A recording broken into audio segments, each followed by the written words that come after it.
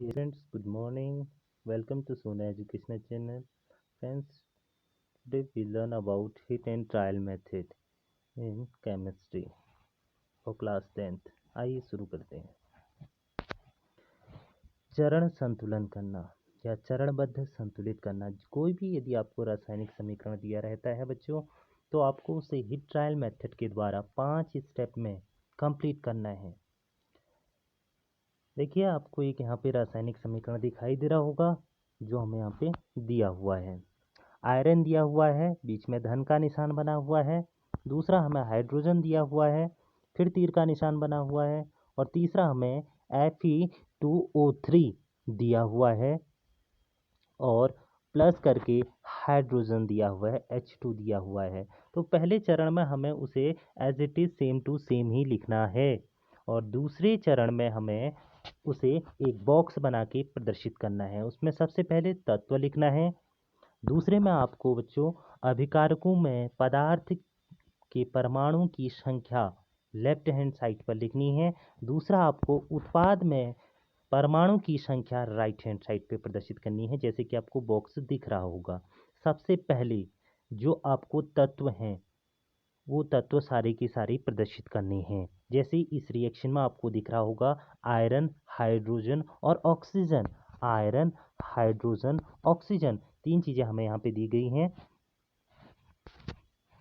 तो इसी तरीके से आपको उसे पुटअप करना है। दूसरा, अभिकारकों में परमाणु की संख्या यदि आपको दी हुई है तो जैसे हमें दिख रहा है कि लेफ्ट हैंड साइड पर यहाँ पे आपको आयरन की संख्या एक ही दिखाई दे रही है, Fe।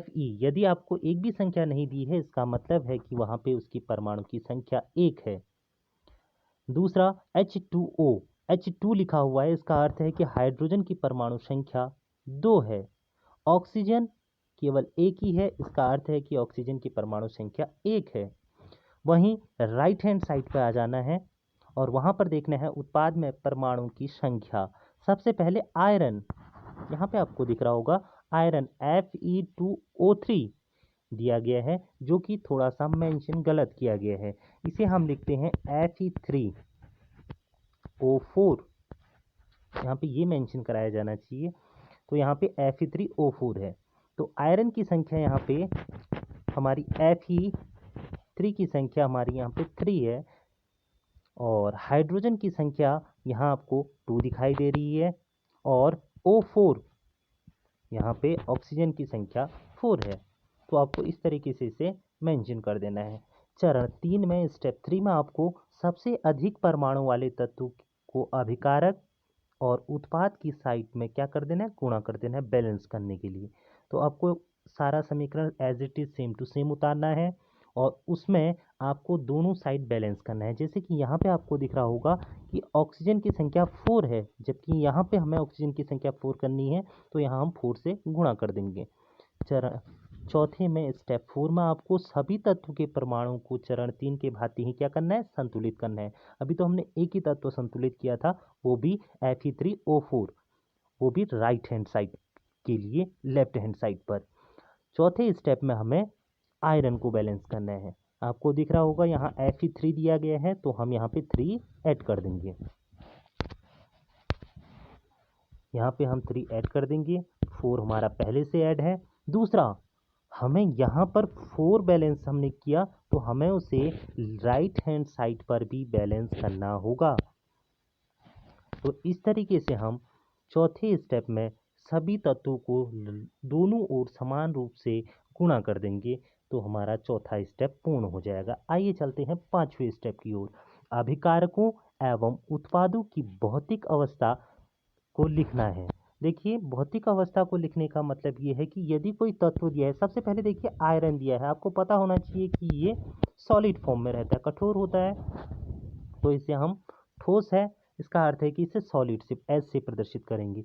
दूसरा, जल, आपको पता है कि जल को हम कैसे प्रदर्शित करते हैं, क्योंकि यह लिक्विड है, तो इसे हम एल से प्रदर्शित करते हैं।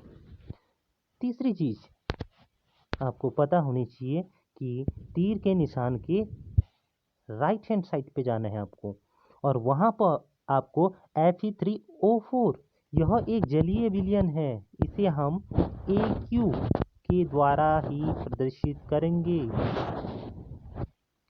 और लास्ट में आपको हाइड्रोजन दिखाई दे रहा है, तो हाइड्रोजन एक गैस है, तो इसे हम G के द्वारा प्रदर्शित करेंगे। तो इस प्रकार हमारा 5वां स्टेप फॉलो हो जाएगा। और छठे स्टेप में हमें कुछ नहीं करना है, उसी समीकरण को दोबारा उसी तरीके से उतार देना है। और इस प्रकार से हमारी रासायनिक जो समीकरण हमें दिया रहेगा बहुत संतुलित हो जाएगा। इस चैप्टर में आपको रासायनिक समीकरण संतुलित करने के लिए दिए गए हैं। तो आपको आज के होमवर्क में आपको यहाँ पे कुछ क्वेश्चंस दिए जा रहे हैं, आपको इस रूल्स को फॉलो करना है और उन्हें सॉल्व करना है। So thank you so much for watching me.